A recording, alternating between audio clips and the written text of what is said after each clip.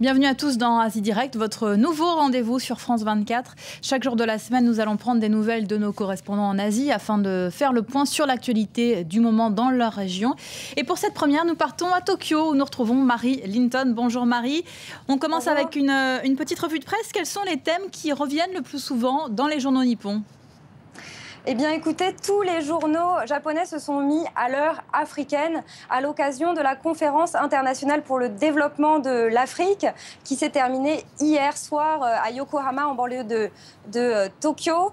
Alors, c'est vrai que c'était un rendez-vous important puisque 51 représentants sur 54 pays africains ont été envoyés à Tokyo. On a ainsi vu le Premier ministre japonais rencontrer Alassane Ouattara, président de la Côte d'Ivoire, ou encore Macky Sall venu du Sénégal et bien d'autres encore. Le Premier ministre Shinzo Abe qui a fait un certain nombre de promesses.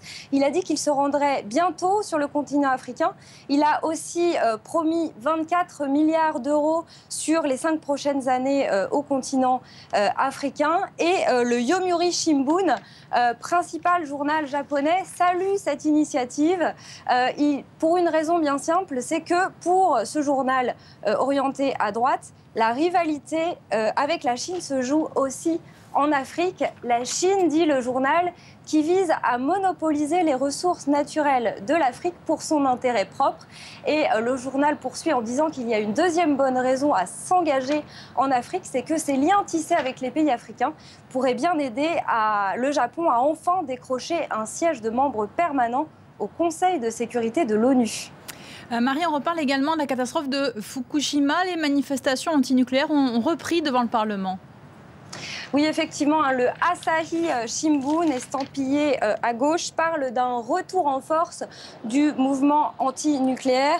Il fait référence à la manifestation qui s'est tenue dimanche à l'occasion de la journée anti-nucléaire au Japon. Une manifestation qui a rassemblé 20 000 personnes selon la police, 85 000 personnes selon les organisateurs. Alors, les manifestants se sont rassemblés pour encercler le Parlement japonais. Alors, le journal Asahi reconnaît toutefois que le mouvement anti-nucléaire a du plomb dans l'aile, 2 ans et demi après la catastrophe nucléaire. Mais il parle aussi d'une remobilisation à l'approche des élections sénatoriales le mois prochain. L'objectif est de contrecarrer les plans du gouvernement de redémarrer la filière nucléaire. Il faut savoir qu'aujourd'hui, seuls 2 des 50 réacteurs du pays fonctionnent. Marie, vous vouliez également mettre l'accent sur le climat politique au Japon. Régulièrement, les ultranationalistes font les gros titres pour des propos controversés en lien le plus souvent avec la Seconde Guerre mondiale. La dernière polémique en date nous vient du maire d'Osaka qui a justifié le recours à des femmes de réconfort, ces esclaves qui ont été forcés à avoir des relations sexuelles avec les soldats japonais. On regarde tout de suite votre reportage, Marie, et on se retrouve juste après. Conférence de presse, événement à Osaka, 3e ville du Japon.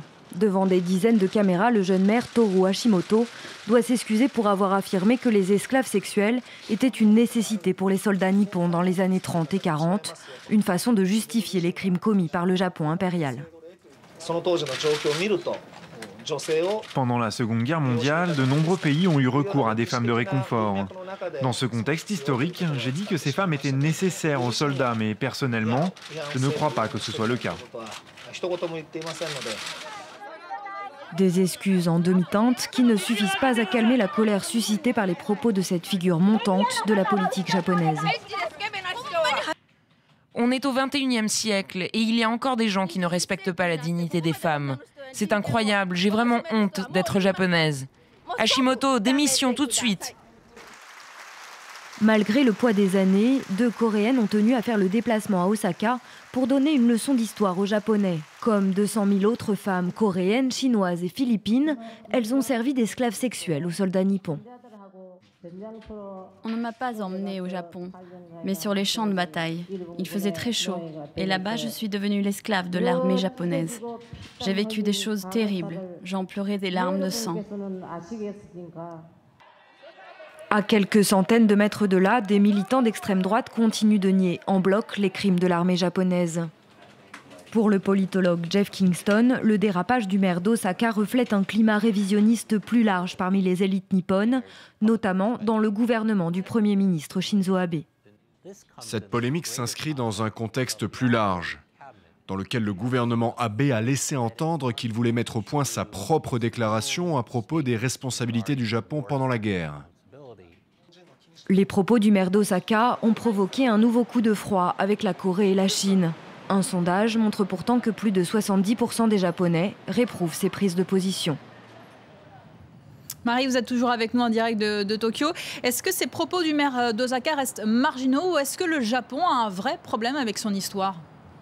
Mais écoutez, en tout cas, le passé du Japon reste un sujet majeur qui divise profondément la société japonaise et qui continue toujours aujourd'hui de pourrir les relations avec les voisins dans la région. C'est vrai que la Corée et la Chine notamment considèrent que le Japon n'a jamais sincèrement fait amende honorable pour ses exactions passées. Et c'est vrai aussi que chaque petite phrase comme celle du maire d'Osaka qu'on a vue, ou chaque visite au sanctuaire Yasukuni où sont honorées les mémoires de criminels de guerre sont vécues comme une insulte par Séoul et par Pékin, car les deux pays ont été colonisés dans la première moitié du XXe siècle et ils ont beaucoup souffert de l'occupation japonaise. Et le problème aujourd'hui, c'est que l'actuel Premier ministre Shinzo Abe, un conservateur, petit-fils d'un membre du gouvernement du général Tojo pendant la Seconde Guerre mondiale, eh bien, il ne fait rien pour apaiser les relations avec les voisins. Il a récemment ergoté pour savoir si l'expansionnisme du Japon en Asie était une agression ou non. Il a également augmenté le budget militaire. Et enfin, son combat actuel est de réviser la constitution pacifiste du Japon, une constitution rédigée par les Américains à la fin de la Seconde Guerre mondiale et qui contribuait pour beaucoup à rassurer les voisins du Japon. Merci beaucoup Marie pour votre reportage. Demain, Asie Direct nous emmènera en Mongolie, un pays en pleine croissance. Restez avec nous.